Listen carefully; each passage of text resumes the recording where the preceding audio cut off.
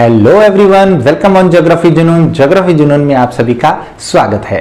तो फ्रेंड्स, हम पढ़ रहे थे कोस्टल लैंडफॉर्म्स यानी तटीय स्थलाकृतियों को, और हमने देखा कि तटीय स्थलाकृतियों का निर्माण होता है महासागरीय जल तरंगों के द्वारा।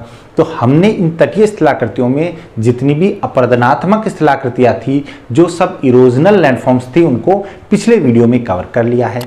आज हम इस वीडियो में देखेंगे कि तटीय क्षेत्रों में सागरीय तरंगों द्वारा निक्षेप के कारण कौन कौन सी स्थलाकृतियों का निर्माण होता है। तो आज हम सभी निक्षेपात्मक स्थलाकृतियों को, यानी हमारी जितनी भी डिपोजिशनल लैंडफॉर्म्स हैं जो हमें तटीय क्षेत्रों में दिखाई देती हैं, उन सबको इस वीडियो में कवर करेंगे। तो चलिए स्टार्ट करते हैं सबसे पहली लैंडफॉर्म से। हमारा सबसे पहली आज जो हम लैंडफॉर्म पढ़ेंगे वो है बीच या पुलीन। बीच या जिसे पुलीन बोलते हैं, ठीक है। अब देखिए इस पुलीन का या बीच का निर्माण कैसे हो रहा है। देखिए, जब महासागर से जल तरंगे चल के आ रही हैं तो वो अपने साथ सागर के अंदर जो अवसाद फैले हुए हैं, कुछ तली में या जल में सस्पेंडेड जो हैं, उनको अपने साथ बहा करके तट की ओर लेकर के आती हैं, ठीक है। ये हमने पिछले वीडियो में भी डिस्कस किया था, ठीक है। तो अब देखिए, जब सागरीय तरंगे बहा करके अपने साथ अवसाद ला रही हैं, तो ये सागरीय तरंगे यहाँ से आ रही है। ये अवसाद जो यहाँ से ला रही हैं, इस अवसाद के क्या स्रोत हो सकते हैं, कहाँ से आया ये अवसाद। तो देखिए, जब नदियाँ अपने घाटी को गहरा करते हुए और घाटी पर लंबवत और पार्श्ववर्ती अपर्दन करते हुए काट करके वहां से चट्टानों के जो टुकड़े हैं उनको अपने साथ अवसाद के रूप में ला करके क्या करती हैं, महासागर में आकर के छोड़ देती है। तो ज़्यादातर अवसाद हमें कहाँ से मिलता है, नदियों द्वारा लाया जाता है। कुछ हो सकता है कि महासागरीय क्षेत्रों में ज्वालामुखी कोई विस्फोट हुआ तो ज्वालामुखी से जो राख निकली है वो भी यहाँ हो सकती है। इसके अलावा कुछ आंतरिक हलचल हुई, भूकंप वगैरह हुई, तो उससे धरातल जो है उसकी चट्टानें कमजोर होकर के और चूर्ण के रूप में टूट के भी गिर सकती हैं। इसके अलावा क्या हो सकता है, इसके अलावा यहाँ पर देखिए सागरीय जीव पाए जाते हैं। अब ये सागरीय जीव जो हैं, इनके मरने के बाद इनके जो अस्थि पंजर जो टुकड़े हैं वो सब भी उसके साथ बहा करके यहाँ लाए जा सकते हैं तटीय क्षेत्रों में। तो महासागर से चलने वाली जो तरंगे हैं, ये तरंगे तट जो है उसके पास ला करके और इसको निक्षेपित कर देती हैं। अब देखिए, तटीय क्षेत्रों में कहाँ निक्षेपण करेंगी ये प्राइमरी आप चीज देखिए हमने पढ़ा था, जब हम क्लिफ पढ़ रहे थे तो क्लिफ में हमने एक पढ़ा था वेव कट प्लेटफॉर्म और एक पढ़ा था हमने वेव फॉर्म प्लेटफॉर्म, यानी हमने पढ़ा था तरंग घर्षित प्लेटफॉर्म और हमने पढ़ा था तरंग निक्षेपित प्लेटफॉर्म। तो जो क्लिफ के आगे जो तरंग घर्षित प्लेटफॉर्म बन रहा था, उसके जो निचले भाग हैं वहां पर ला करके ये जमा कर देती है। यहीं पर हमें तरंग निक्षेपित प्लेटफॉर्म मिलते हैं और इसे हम बीच कहते हैं, ठीक है। तो तरंग निक्षेपित प्लेटफॉर्म को ही बीच कह सकते हैं। क्यों? क्योंकि यहाँ पर ला करके जो तरंगे आ रही हैं वो अपने साथ अवसाद को यहाँ पर डिपॉजिट कर रही हैं। तो ये आई और आकर के इन्होंने यहाँ पर पूरा अपना अवसाद जमा कर दिया, ठीक है, तट के साथ। अब जब ये यहाँ पर अवसाद जमा करेंगी तो जो तट है वो क्या होगा, जो पहले जितना था, जितना ऊंचा था उससे और थोड़ा ऊंचा हो जाएगा, थोड़ा उथला हुआ हो जाएगा, थोड़ा शैलो हो जाएगा। अब जल जब यहाँ पर कभी आएगा, जल स्तर बढ़ेगा तो वो उथला हुआ बहुत कम जल स्तर होगा।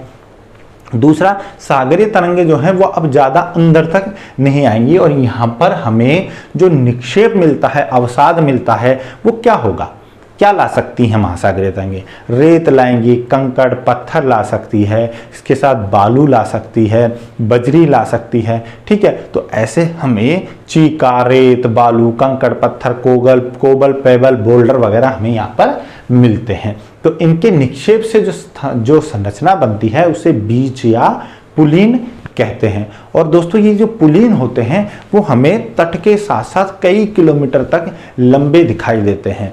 और कुछ जो बीच हैं वो तो बहुत सुंदर होते हैं। इनका देखें तो टूरिज्म की पर्पस से देखें तो बहुत अच्छा महत्व होता है यहाँ पर, ठीक है। तो टूरिस्ट पर्पस से भी ये बहुत अच्छे होते हैं।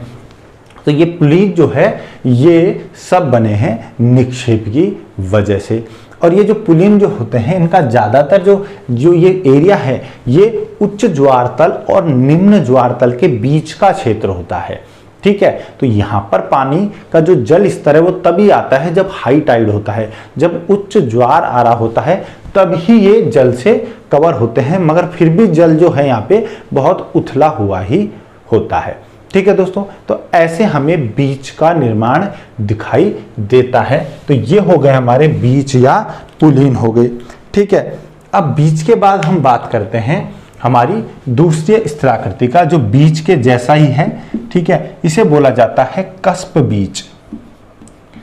कस्प बीज है ये बीज ही, मगर इसके जो संरचना है वो थोड़ी अलग होती है। कस्प बीज कैसे होता है, देखिए आ रही हैं अभी भी सागरीय तरंगें, अवसाद अपने साथ लेके आ रही हैं, वो भी निक्षेपण ही करेंगी, तटीय क्षेत्रों में ही करेंगी। ठीक है, तट के पास करेंगी, और जो तट के पास का क्षेत्र है वो उथला हुआ हो जाएगा। मगर इसकी संरचना कैसे होगी कि यहाँ से जो ये अवसाद लाएंगी, ये अवसाद कुछ ऐसे कटक के रूप में, ये जो कटक हैं ये रिज के रूप में ऐसे जमाव होते हैं। जो सागरीय तरंगें आती हैं अपने साथ अवसाद लाती हैं और इनको कंटिन्यू क्या करती हैं, अवसाद और प्रदान करती रहती हैं, जिससे इनकी थोड़ी ऊंचाई बढ़ती जाती है।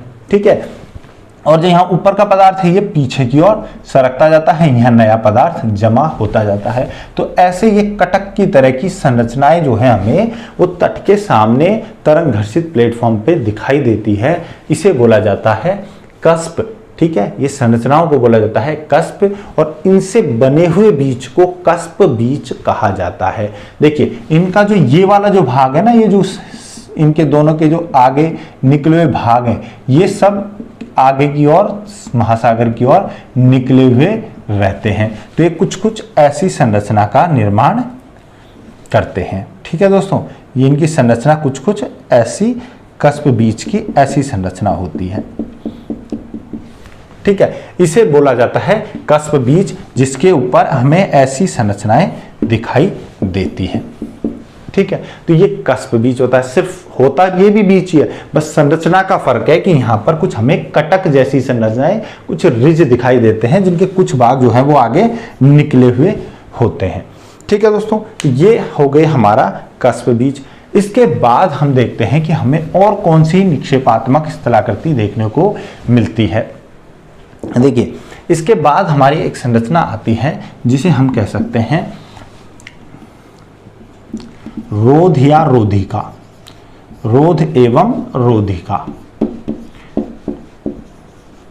ठीक है, रोध या रोधिका क्या होगा, रोध होता है बार और रोध होता है बैरियर और रोधिका होती है बार। ठीक है, तो हम बात करेंगे रोध और रोधिका। देखिए नाम से पता चल रहा है, हिंदी के स्टूडेंट्स अवरोध, इंग्लिश के लिए बैरियर मतलब बाधा। ये कहीं ना कहीं सागरीय तरंगों के रास्ते में बाधा उत्पन्न करेगा, तो उसे क्या कहेंगे, रोध। ठीक है, अब ये दोनों की संरचना लगभग एक जैसी होती है, चाहे वो रोध हो या रोधिका हो। बस फर्क थोड़ा सा इतना होता है कि जो रोध होते हैं वो बनते हैं तटों के थोड़ा सा पास बनते हैं, और रोधिकाएं तटों से थोड़ी दूर होती हैं। जो रोध होते हैं ये थोड़ा इतने ऊंचे होते हैं कि ये जल में डूबते नहीं हैं, ये जल से ऊपर ही उठे हुए हमें दिखाई देते हैं। जबकि रोधिकाएं जो हैं, जब उच्च जल स्तर होगा, जब उच्च ज्वार आएगा तो ये जल में डूब भी सकती हैं। बस इतना ही फर्क होता है रोध और रोधिका में। ठीक है, अब ये बन कैसे रहे हैं, देखिए जब सागरीय तरंगे जो हैं वो अपने साथ अवसाद लेकर आ रही हैं, और वो अवसाद इतना लेके आ रही हैं कि वो तट के पास आकर के या तो तट के समांतर एक लंबे कटक के रूप में जमा हो जाए, या तट के लंबवत जमा हो जाए, तो इससे रोध और रोधिकाओं का निर्माण होता है। कैसे जमा होगा, ये देखिए, मान लीजिए कि यहाँ से सागरीय तरंगे आ रही थी, और ये सागरीय तरंगे अपने साथ जो अवसाद ला रही थी, ये ऐसे एक पूरे एनीकट की तरह, एक एम्बैकमेंट की तरह, या एक तटबंध की तरह, एक बांध की तरह पूरा क्या होगा यहाँ पर जमा हो जाएगा। तो ये क्या करेगा, अब लहरों के आने के लिए रास्ते में अवरोध उत्पन्न करता है। इसे क्या कहते हैं, इसे रोधिका कहते हैं। ठीक है दोस्तों, तो रोधिकाएं थोड़ा सा तट से दूर होती हैं। तो ऐसे रोधिकाएं जो कि ऑफशोर एरिया में पाई जाती हैं, अपतटीय क्षेत्रों में पाई जाती हैं, तट से दूर पाई जाती हैं और तट के समांतर पाई जाती हैं। ठीक है, पैरेलल टू कोस्ट, कोस्ट से पैरेलल होती हैं, इनको ऑफशोर बार या अपतटीय रोधिकाएं कहते हैं। इनको क्या बोलते हैं, अपतटीय रोधिका। ठीक है, तो अपतटीय रोधिका का निर्माण कैसे हो रहा है, महासागरीय तरंगों द्वारा लाए गए अवसाद के तटीय क्षेत्रों में आकर के तट के समांतर रूप से एक बांध की तरह, एक कटक की तरह जमाव कर देने के कारण अपतटीय रोधिकाओं का निर्माण हो रहा है। अब इस अपतटीय रोधिका का ही एक टाइप हम देखें जिसे कहते हैं हम स्पिट। क्या होता है स्पिट, ठीक है। अब ये देखिए, ये तो थी समांतर जमाव वाली, जो अपतट रोधिका थी ये तो समांतर थी। अब इसी में हम देखें कि स्पिट क्या होता है हमारा। ठीक है, स्पिट क्या होता है, देखिए मैंने आपको पढ़ाया था कि जो जल आ रहा है सागरीय तरंगों के रूप में वो कैसे आ रहा है, एक श्वास, जिसे मैंने पढ़ा था आपको, श्वास बताया था, सर्प बताया था, ब्रेकर बताया था। तो वो ऐसे जल आकर के तट से टकराता है और तट से टकराने के बाद अगर मान लीजिए कि ये जल तट के समांतर रूप से चलने लगे।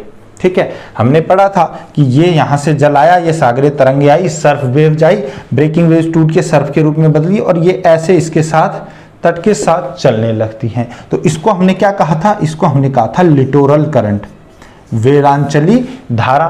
ठीक है, तो जब वेलांचली धाराएं चल रही हैं तो इस वेलांचली धारा के कारण अब जो हमारी रोधिका जो बनेगी, वो रोधिका या जो रोध बनेगा, बार जो बनेगा, वो तट के समांतर ना होकर तट के लंबवत अगर बन जाता है तो उसको स्पिट कहते हैं। ठीक है, स्पिट कैसे होगा, तट के लंबवत होगा। अब इसका जो एक सिरा जो होगा, ये जो किनारा है, ये किनारा, ये या तो शीर्ष स्थल से जुड़ा होगा, हेडलैंड जो हम पिछले वीडियो में देख चुके हैं, कठोर चट्टानों का आगे निकला हुआ महाद्वीप की ओर, जल की ओर निकला हुआ भाग। ठीक है, तो जो जल की ओर निकला हुआ भाग है कठोर चट्टानों का, ठीक है, ये तो क्या है, ये है हेडलैंड। तो हेडलैंड से जुड़ा होगा या ये तट से कहीं भी जुड़ा हुआ हो सकता है और इसका एक जो किनारा है वो महासागर की ओर निकला हुआ होता है। इसे कहते हैं स्पिट। ठीक है, तो लंबवत रूप से बना हुआ एक अवरोध यानी रोध या बार, जिसका एक किनारा महासागर की ओर निकला हो और एक किनारा तट से जुड़ा हो या शीर्ष स्थल से जुड़ा हो, उसको स्पिट कहते हैं। और दोस्तों ये स्पिट जो होते हैं वो कई किलोमीटर तक लंबे होते हैं, बहुत लंबे होकर महासागर में अंदर तक चल जाते हैं। हमारी जो चिल्का झील है महासागर, जो हमारे तटीय क्षेत्र में देखें तो जो हमारे पूर्वी तट पर चिल्का झील मिलती है, पुलिकट झील मिलती है, इसके अलावा हमारी जो वेम्बनाथ झील मिलती है, इन झीलों के साथ साथ भी हमें इनके किनारों के पास भी कई ऐसी लंबी लंबी स्पिट दिखाई देती हैं। और हमारी ये झील कैसी है, चिल्का झील कैसी है, एक लैगून है। तो लैगून जैसे यहाँ पर ये लैगून बन रही है, इसके साथ साथ ये पूरी लंबी, पूरी कई किलोमीटर लंबी हमें स्पिट मिलती है। और ये स्पिट कई तो ऐसे होते हैं कि इनके ऊपर मानव निवास भी हो सकता है, इनके ऊपर वनस्पति भी उग सकती हैं अगर इनकी चौड़ाई अधिक है और इनकी लंबाई काफ़ी अंदर तक है। जैसे हमारे देखिए, हमारे जैसे इंडिया में भी हम देखें तो नीचे हमारे यहाँ पर जो रामेश्वरम में हम देखेंगे, रामेश्वरम स्पिट जो है वो रामेश्वरम स्पिट क्या है, ऐसे रामेश्वरम स्पिट काफ़ी अंदर तक जो है वो जल में निकला हुआ है और यहाँ पर रामेश्वरम शहर भी बसा हुआ है। तो जो रामेश्वरम है हमारे, वो भी स्पिट का ही उदाहरण है। जहाँ से आगे देखें तो हम राम सेतु जिसे मिलता है ना, वो सब क्या है, ये सब जो हमारा रामेश्वरम है वो स्पिट पर ही बसा हुआ एक पूरा शहर है। ठीक है दोस्तों, तो ऐसे स्पिट भी मिलते हैं, ये मानव निवास के लिए भी उपयुक्त होते हैं। यहाँ पर वनस्पति भी होने लगती है और ये काफ़ी किलोमीटर लंबे होते हैं। अब देखिए ये स्पिट किससे बना, लिटोरल करंट से, वेलांचली धारा से। अब मान लीजिए कि जो लिटोरल करंट है वो तो यहाँ पर कंटिन्यू चल रहा है और उसकी वजह से वो अवसाद को ऐसे लंबवत रूप से तट के साथ जमा करता जा रहा है। ठीक है, तो ये हमारा स्पिट जो है उसमें कंटिन्यू बढ़ोतरी हो रही है, वृद्धि हो रही है। उसी समय मान लीजिए कि महासागर से बिल्कुल ऐसी बहुत तेज गति से जो तरंगे आने लगे, या इन्हें यूं कहें कि बहुत तूफानी तरंगे आने लगे, ठीक है। तो जब ये स्टॉर्म की जो बहुत तूफानी जल तरंगे आएंगी तो ये तरंगे क्या करेंगी, इसके ऊपर यहाँ से दाब डालेंगी, और इसकी वजह से ये स्पिट जो है वो महासागर की ओर जो बढ़ रहा था, अब इसमें घुमाव उत्पन्न होने लगेगा, और एक घुमाव होते होते ऐसे एक संरचना का निर्माण करेगा जो बिल्कुल ऐसी मुड़ी हुई होगी, इसे बोला जाता है हुक। तो ये हुक की तरह की संरचना का निर्माण करेगा, इसलिए इसको हुक बोला जाता है। तो स्पिट जो है उसके हुक के रूप में परिवर्तन का कारण क्या है, बहुत तेजी से आने वाली जो तूफानी तरंगे हैं वो लिटोरल करंट द्वारा जो लंबवत निक्षेपण की वजह से स्पिट बन रहे थे, इस स्पिट में घुमाव उत्पन्न कर देंगी, ठीक है। इनको देखिए थोड़ा सा आप यहां समझिए कि कैसे उत्पन्न करेगी।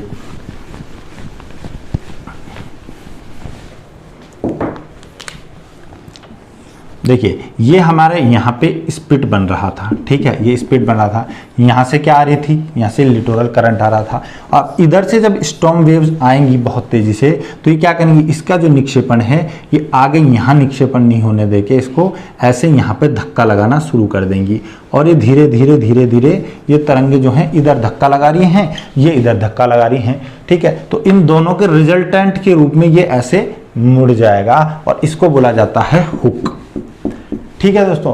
अब देखिए ये हुक जो है वो और भी एक अलग ही तरीके की संरचना का निर्माण कर देगा अगर ये काम कंटिन्यू ना हो करके अलग अलग गैप में हो। मान लीजिए कि पहले शुरुआत में इतना सा स्पिट बना था, ठीक है, जब इधर से लिटोरल करंट आ रहा था, इसके बाद क्या हुआ कि इधर से जो ये स्टॉर्म वेव्स हैं ये आना स्टार्ट हो गई। इनके आने की वजह से अब जो नया निक्षेपण था वो यहाँ जमा ना होकर के थोड़ा सा यहाँ जमा होने लगा, ठीक है। फिर ये क्या हुआ कि जब ये यहाँ जमा होने लगा तो इसके बाद ये और ज़्यादा मुड़ने लगा, मुड़ते मुड़ते ये ऐसे हो गया। अब जो स्टॉर्म वेव्स हैं, ये जो स्टॉर्म वेव्स आ रही थी ये मंद पड़ गई।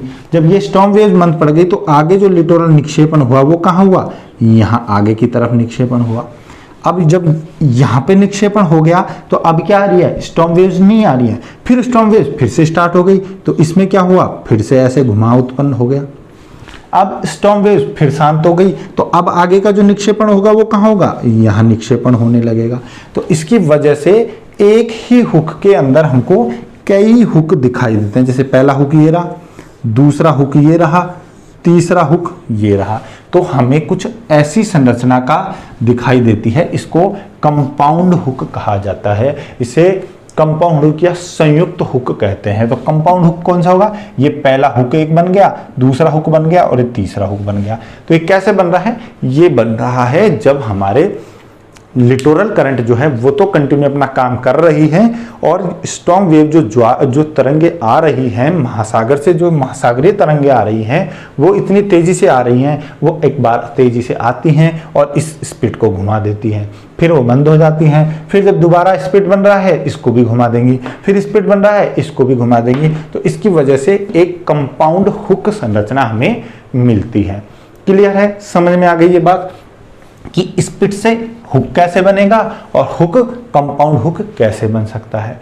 अब देखिए और भी ज़्यादा जो हमारी जो तरंगे हैं, जो महासागरीय तरंगे हैं वो कंटिन्यू आए जा रही हैं, तो इसकी वजह से क्या होगा, ये हुक जो है वो और घूमते हुए और वापस तट से जाकर के मिल जाएगा। इसका एक किनारा तट से मिला हुआ था जब तो ये स्पिट था, फिर ये हुक बन गया, अब इसका दूसरा किनारा भी जाकर के तट से मिल जाएगा, और इससे जो बनेगी संरचना उसको बोला जाता है लूप या वलय, ठीक है। तो ये लूप का निर्माण कैसे हुआ, लूप का निर्माण हुआ कंटिन्यू जो तूफानी तरंगे हैं उन्होंने स्पिट को इतना घुमा दिया कि इसका दूसरा सिरा भी जाके तट से लग गया है, ठीक है दोस्तों। तो इसे लूप कहते हैं। तो आपने स्पिट पढ़ लिया, हुक समझ लिया और ऑफशोर बार को समझ लिया है। अब इसके अलावा हमें और क्या क्या दिखाई देता है, देखिए जब ये लूप बनेगा तो इस लूप के पीछे जो ये जो क्षेत्र है यहाँ पे क्या होगा, यहाँ पे महासागर का जल ट्रैप हो जाएगा। जो महासागरीय जल जो है, जो हम यहाँ पे पहले से जो जल है ये ट्रैप हो जाएगा और इससे क्या बनेगी, इससे जो बनेगी संरचना, इसको बोला जाएगा लैगून। लैगून झील होती है, ठीक है, लैगून का निर्माण यहाँ पर हो जाएगा। इसके अलावा देखें हम तो ऐसी ही जो बार, जो ऐसी रोधिका जो बन रही है, अगर ये रोधिका मान लीजिए दो शीर्ष स्थलों को आपस में जोड़े, ये क्या है हमारे दो शीर्ष स्थल हैं। शीर्ष स्थल हेडलैंड क्या होते हैं, हेडलैंड होते हैं महासागर की ओर निकले हुए कठोर चट्टानों के भाग जिनका अपरदन नहीं हुआ, इस वजह से वो अभी आगे निकले हुए हैं, जबकि पीछे कोमल जो चट्टान है इनका अपरदन ज्यादा हो गया है। तो एक हेडलैंड तो ये है और एक हेडलैंड ये है, और इन दोनों हेडलैंड को अगर कोई रोधिका, कोई भी बार जोड़ेगी तो उसको बोला जाता है कनेक्टिंग बार या संयोजित रोधिका। क्या बोलेंगे, संयोजित रोधिका या कनेक्टिंग बार बोलेंगे। और इस कनेक्टिंग बार जो है तो इसका ही एक रूप होता है टोम्बोलो। ये भी कनेक्टिंग बार ही होती है टोम्बोलो, बट फर्क क्या है कि टोम्बोलो जो है वो या तो दो द्वीपों को जोड़ेगा, तट के आगे जो दो द्वीप बने हुए हैं या तो इन दो द्वीपों को जोड़ता है, या ये तट जो है उससे द्वीप को जोड़ता है, ठीक है, तो उसे बोला जाता है टोम्बोलो। ये भी एक कनेक्टिंग बार ही होती है। ये देखिए ये दो द्वीप हैं, इन द्वीपों को जो ये बार जोड़ रहा है, ये रोधिका जोड़ रही है, इसको टोम्बोलो बोलते हैं। और इस द्वीप को इस तट से जोड़ रही है, इसको क्या बोलते हैं, इसको भी रोधिका बोलते हैं। और दोस्तों हमने जो लूप संरचना पढ़ी थी, ये लूप संरचना हमें ऐसे भी दिखाई दे सकती है कि कोई बड़ा यहाँ पे एक द्वीप है, इस द्वीप के एक किनारे पर मान लीजिए यहाँ पर स्पिट बनने लग गया, तो ये स्पिट बनते हुए वापस ऐसे लूप का रूप धारण कर सकता है, ठीक है। तो ये जो लूप, स्पिट और हमें जो हुक मिल रहे थे, ये हमें किसी द्वीप के किनारे भी मिल सकते हैं, द्वीप के तट के पास भी मिल सकते हैं, और हमें बड़े तटीय क्षेत्र में भी, हमें महाद्वीपों के पास भी मिल सकते हैं, ठीक है दोस्तों। तो टोम्बोलो क्या है, टोम्बोलो एक कनेक्टिंग बार, एक संयोजित रोधिका ही है, मगर ये जोड़ रही है दो द्वीपों को और द्वीप को तट से, ठीक है। अब देखिए, अब हमारी ये कनेक्टिंग बार जब बनेगी तो इस कनेक्टिंग बार से भी क्या होगा, यहाँ अंदर जो महासागर का जल है वो क्या होगा, अंदर ट्रैप हो जाएगा और यहाँ पर एक छिछली और झीलों का निर्माण हो जाएगा। इसको भी दोस्तों लगून कहते हैं, ठीक है। तो लगून का निर्माण क्या होगा, जो हमारे जो दो शीर्ष स्थल हैं इनके बीच में एक रोधिका बन गई है, जिसने जल के रास्ते में क्या अवरोध उत्पन्न किया है। अब यहाँ पर जो जल रुक गया है उसको लगून कहा जाता है, ठीक है दोस्तों। अब इसी तरीके से और भी लगून हमें मिल सकती है। कैसे लगून मिल सकती है, मान लीजिए कि ये हमारी क्या है, एक खाड़ी है, ये क्या है, एक खाड़ी बनी हुई है, एक बे बनी हुई है। मैंने आपको पिछले वीडियो में बता दिया है कि बे क्या होती है, क्रीक क्या होती है, बाइट क्या होती है, गल्फ क्या होती है, इसका मैंने डिफरेंस बताया है आपको। तो ये बे बनी हुई है और इस बे का निर्माण कैसे हुआ ये भी मैं आपको समझा चुका हूं।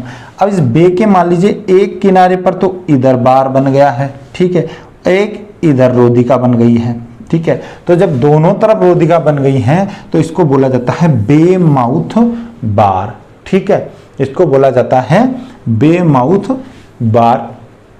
इस बे माउथ बार की वजह से देखिए दोनों तरफ से तो इसने इसके मुंह में, माउथ पे अवरोध उत्पन्न कर दिया है, ठीक है। जो गल्फ जो है, जो बे है हमारी, इस बे का जो किनार, जो माउथ होता है, जो मुख होता है इसका, ये क्या होता है, बहुत चौड़ा होता है। तो महासागर में इसकी ओपनिंग बहुत चौड़ी होती है और इस ओपनिंग पे दोनों तरफ बन गई है रोधिका। अब क्या होगा, यहाँ से जो महासागर का जल जो आएगा, ये महासागर का जल, या हम कहें कि जो ज्वार उत्पन्न होगा, तो ज्वार की वजह से जो जल स्तर बढ़ेगा, तब ये जल जो है वो अंदर इधर प्रवेश करेगा, क्योंकि इस दोनों के बीच में क्या है, यहाँ पर खाली जगह रह गई है, जिससे ज्वार जल अंदर प्रवेश करेगा। इस खाली जगह को बोला जाता है टाइडल इनलेट, ठीक है। ज्वार प्रवेश द्वार, ज्वार का प्रवेश द्वार क्या है, इन दोनों रोधिकाओं के बीच में है, टाइडल इनलेट है, और यहाँ पर भी जल इकट्ठा होगा और इसको दोस्तों बोला जाता है लगून। ठीक है, तो इससे भी लगून का निर्माण होता है।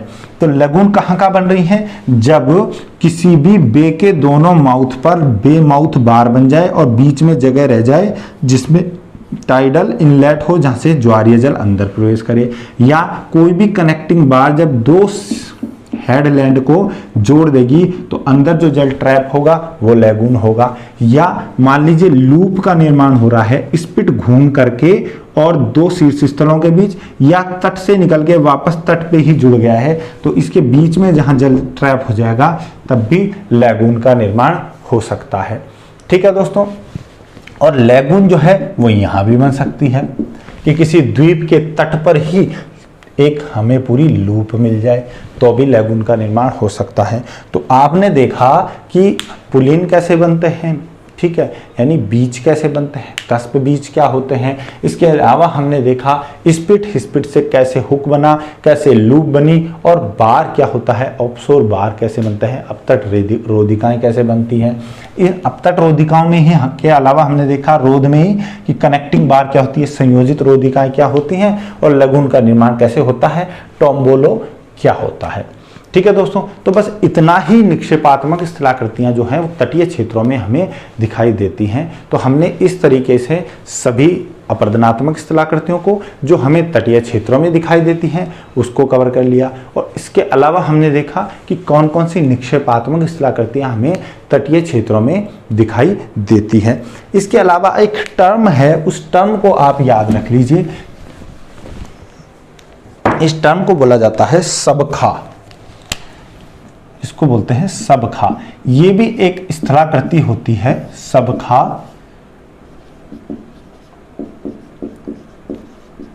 ठीक है, ये जो उष्णकटिबंधीय जो शुष्क क्षेत्र जो होते हैं उन क्षेत्रों में क्या होता है कि एक पूरा निक्षेप जो है वो हमें तटीय क्षेत्रों में दिखाई देता है, जो बहुत लो प्रोफाइल होता है, बहुत नीची हाइट का होता है, और इसको बिल्कुल एक फ्लैट सरफेस होती है, एक बिल्कुल फ्लैट सरफेस होती है जो सागरीय क्षेत्रों से साल्ट वगैरह के निक्षेप के कारण बनता है, इसलिए इसको साल्ट फ्लैट भी कहा जाता है, साल्ट फ्लैट या सबखा भी कहते हैं। और ये महासागरों से लाए गए साल्ट जो है उसका एक बिल्कुल फ्लैट, एक बहुत लो रिलीफ, बहुत नीची ऊंचाई का बना हुआ एक समतल जो है निक्षेप जनित क्षेत्र होता है, इसको सबखा कहते हैं, और ये पाया जाता है शुष्क और उष्णकटिबंधीय क्षेत्रों में। ठीक है, तो ये हमें ज़्यादातर दिखाई देता है जो मिस्र है, इजिप्ट है, मिस्र में हमें ये ऐसा मिलेगा। इसके अलावा यूएसए के अंदर भी हमें ये कैलिफोर्निया में देखने को मिलता है। और अगर इसको हम देखें तो कैलिफोर्निया के अलावा ये हमें मैक्सिको में भी मिलता है, ऐसा मैक्सिको है, कैलिफोर्निया है यूएसए में, मिस्र में हमें देखने को मिलते हैं। तो ये एक टर्म है सबका। पूछे तो क्या है, उष्णकटिबंधीय शुष्क क्षेत्रों में पाए जाने वाली लो रिलीफ एक साल्ट निर्मित जो है संरचना है, इसे साल्ट फ्लैट या सबका भी कहते हैं। ठीक है दोस्तों, तो ये हमने सागरीय तरंगों द्वारा अपरदनात्मक और निक्षेपात्मक स्थलाकृतियों को देख लिया है, सभी तटीय लैंडफॉर्म्स को हमने कंप्लीट कर लिया है। ठीक है दोस्तों, तो अगले वीडियो में हम अपरदन के एक नए कारक और उससे बनने वाली स्थलाकृतियों को कवर करेंगे। आप सभी इस वीडियो को बहुत अच्छे से देखिए, आप स्थलाकृतियों को समझिए। इस स्थलाकृतियों को रटने की आपको कोई ज़रूरत नहीं है कि आप इनके नाम रट रहे हैं। जब आप इनकी संरचना और इनके बनने पे जाएंगे तो आपके इनके नाम जो हैं वो अपने आप याद होने लगेंगे। ठीक है दोस्तों, तो मिलते हैं अगले वीडियो में नए टॉपिक के साथ। Thank you so much.